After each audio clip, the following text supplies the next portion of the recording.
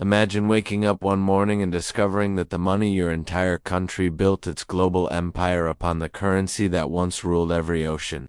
Every trade route and every corner of the earth was now worth barely a fraction of what it used to be.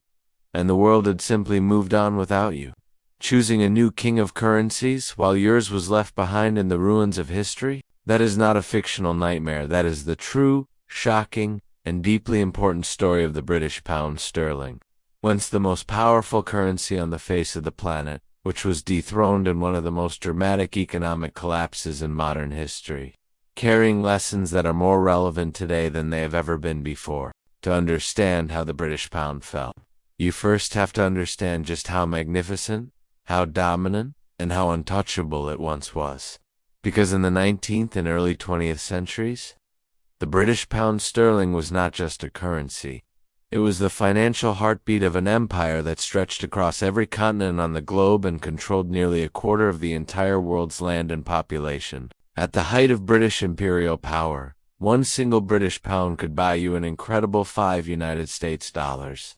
And that exchange rate was not just a number, it was a symbol of Britain's military dominance, its industrial supremacy, its vast trading networks, and the unshakable faith that the world placed in London as the undisputed financial capital of the civilized world. The pound was anchored to the gold standard, meaning that every note in circulation was backed by a real quantity of gold held in the vaults of the Bank of England.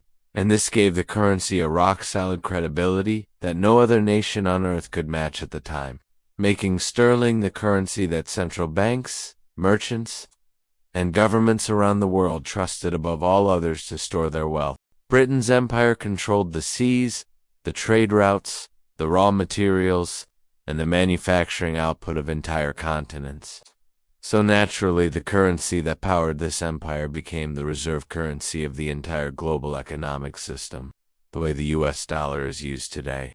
Meaning countries held pounds in their vaults and priced their commodities, their debts, and their international trade in British sterling. But then came the First World War, and with it, the first cracks in sterling's armor began to appear, because war is extraordinarily expensive, and Britain found itself borrowing massive sums of money at a staggering pace, rapidly accumulating debts that would quietly begin to erode the financial foundations upon which the pound's global dominance had been built over more than a century. The gold standard, which had given the pound its ironclad credibility, was suspended during the war.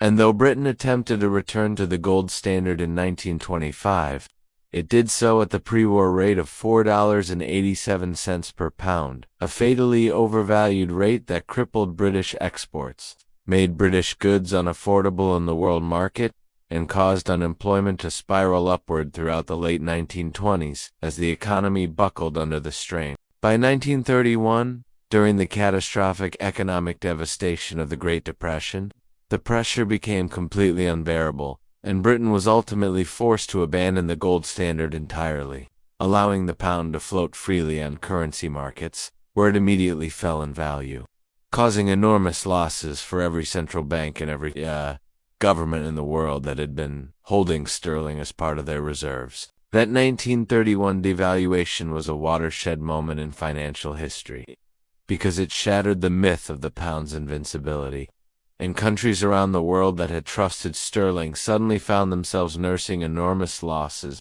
which caused many of them to start quietly diversifying away from the British pound and looking for a safer, more reliable place to store their national wealth for the first time. If World War I cracked sterling's foundation, then World War II drove the final nails into the coffin of the British pound's dominance.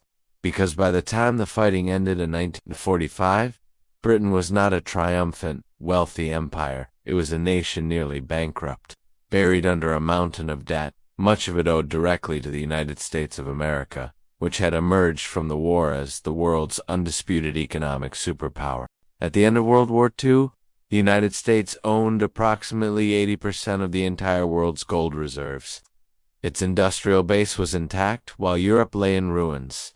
It was producing roughly half of total global economic output, and it had a monopoly on the most powerful military force the world had ever seen. making the US dollar the obvious, inevitable successor to the British pound as the world's reserve currency. The Bretton Woods Agreement of 1944 formalized this new world order, establishing the US dollar as the global reserve currency and pegging every other major currency in the world to the dollar, which was itself linked to gold at a fixed rate of $35 per ounce, effectively making the dollar the new anchor of the entire international monetary system and stripping the pound of its centuries-old dominance in one historic agreement. Britain's share of global reserves held in sterling plummeted from 81% in 1945 to just 58% by 1950, and the decline was accelerating rapidly as country after country began switching their holdings to dollars, recognizing that America was now the dominant power, and that holding sterling was increasingly a risky proposition in a world where Britain could no longer guarantee its currency's stability. In 1949, the British government was forced into a devastating and deeply humiliating move. They devalued the pound by over 30%, slashing its value from $4.03 per pound all the way down to $2.80. A massive overnight destruction of wealth for every country and every institution in the world that had been holding sterling as their reserve currency, cementing the pound's fall from its throne. Then came the Suez Crisis of 1956. When Britain's disastrous military intervention in Egypt, which was ultimately blocked by the United States, threatening to dump British sterling bonds onto open markets, exposed the brutal truth that Britain was no longer a superpower that could act independently on the world stage, and the pound suffered another wave of selling pressure that further damaged its global standing. By November 1967, the British government was backed into a corner again.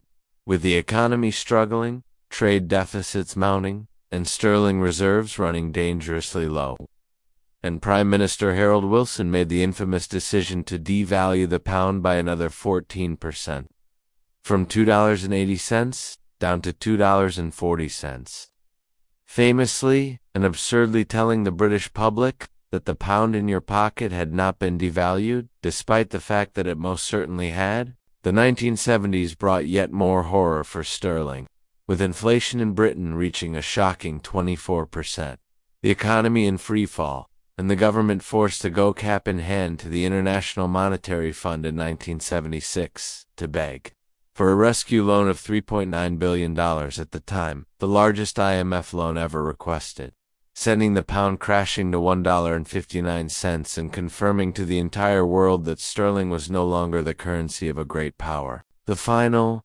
spectacular humiliation came on September 16, 1992, a day that became known forever as Black Wednesday, when legendary investor George Soros bet billions of dollars against the British pound, correctly identifying that Britain had entered the European exchange rate mechanism at a hopelessly overvalued rate, and that the government would be unable to defend it no matter how many billions they spent trying. The British government spent billions in foreign currency reserves, desperately trying to buy up pounds to prop up the currency's value.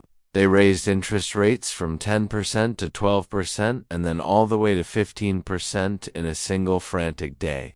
They made emergency calls to European central banks begging for support, and yet by the end of the day, they had lost over £3 billion in reserves, and sterling had collapsed anyway. Soros himself made over $1 billion in profit in a single day trading against the British pound, a moment that demonstrated conclusively that even the mighty Bank of England could be overwhelmed by global currency markets, and that a currency without the economic fundamentals to back it up cannot be defended by government action alone, no matter how much political will is behind it. Now here is where the story becomes urgently relevant to all of us living today, because while the dollar replaced the pound as the world's reserve currency and has dominated global finance for 80 years, it is following a strikingly similar path of slow, steady devaluation. And the warning signs that preceded sterling's collapse are beginning to appear in the American financial system as well. The US dollar has lost at least 93% of its purchasing power since World War II. The United States is now the world's largest debtor nation with over $34 trillion in national debt. It is running persistent trade deficits year after year. and foreign central banks have quietly been reducing their dollar holdings. From 67% of global reserves just 20 years ago down to approximately 60% today. China, Russia, Brazil, and other nations have been actively working to conduct trade in currencies other than the dollar. BRICS nations have been discussing the creation of a new reserve currency. And while the Chinese yuan currently represents less than 4% of global trade, the long-term trend toward gradual de-dollarization, exactly as countries once moved away from sterling, is clearly visible to those watching carefully. History teaches us with brutal clarity that no reserve currency lasts forever. The pound ruled for over a century before it fell, and the dollar has now held its throne for roughly 80 years. And while no single event will trigger an overnight collapse as dramatic as Black Wednesday, the slow, grinding process of dollar devaluation through deficit spending and money printing follows a pattern that the ghost of the British pound would recognize all too well. The lesson of the British pound's collapse is not simply a history lesson about one country's misfortune. It is a mirror that every generation must hold up and look into honestly. Because the forces that destroyed sterling, war debt, deficit spending, political overreach, loss of economic competitiveness, and the inevitable rise of a new rival power, are not unique to Britain, but are universal forces that shape the fate of every empire and every currency in human history. Understanding what happened to the pound is understanding what could happen to the dollar. And what happens to the dollar will affect every single person on this planet regardless of where they live, what language they speak, or what currency their country uses. Because in a globalized world connected by trade and finance, the reserve currency is everyone's business and its slow devaluation is a story we are all living through together right now. If this story opened your eyes to the hidden forces shaping the global economy and the money in your wallet, then you already understand why this kind of financial education is so important. So please take just 1 second right now to hit that subscribe button. Because every single week we bring you stories exactly like this one that the mainstream news is too busy to cover. And we genuinely could not do it without your incredible support and loyalty as a viewer. Thank you so much for watching all the way to the end. It means the world to us. And we will see you in the next one. Create Image Pro.